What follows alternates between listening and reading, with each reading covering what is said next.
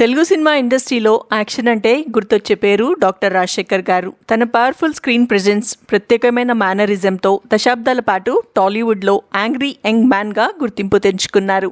ఒక దశలో చిరంజీవి, బాలకృష్ణ, నాగార్జున, వెంకటేష్ లాంటి టాప్ హీరోలకు గట్టి పోటీ ఇస్తూ 5వ స్టార్ హీరోగా నిలిచారు. కానీ ఆ తర్వాత ఆయన కెరియర్ ఒక్కసారిగా డౌన్ అయ్యింది.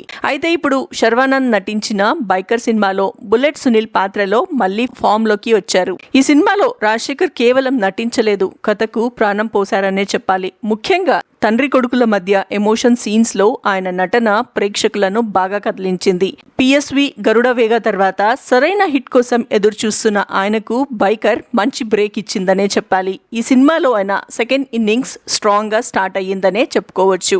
అయితే ఆయన స్టార్డమ్ తగ్గడానికి మాత్రం 3 ప్రధాన కారణాలున్నాయి. మొదటిది డబ్బింగ్. సాయి కుమార్ వాయిస్ లేకపోవడం ప్రేక్షకులకు బాగా మిస్ అయ్యింది. రెండోది పెద్ద పెద్ద హిట్ సినిమాలు మిస్ అవ్వడం. రాజశేఖర్ తన కెరియర్లో చంటి, జెంటిల్మ్యాన్, పెదరాయుడు, సూర్యవంశం, ఠాగూర్, లక్ష్మీ నరసింహ వంటి ఇండస్ట్రీ హిట్లను వివిధ కారణాల వల్ల వదులుకున్నారు. ఒకవేళ ఆ సినిమా చేసి ఉంటే ఆయన రేంజ్ మరో స్థాయిలో ఉండేదేమో.